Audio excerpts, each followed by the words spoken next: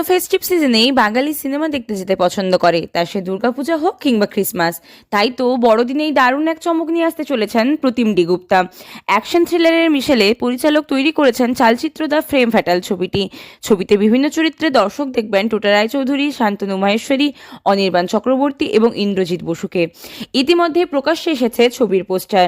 এই ছবির হাত ধরে ভারতীয় ইন্ডাস্ট্রিতে পা রাখছেন ওপার বাংলার জনপ্রিয় অভিনেতা অপূর্ব। উল্লেখ্য, অভিনেত্রী রাইমা সেনকে দেখা যাবে খুবই গুরুত্বপূর্ণ একটা চরিত্রে।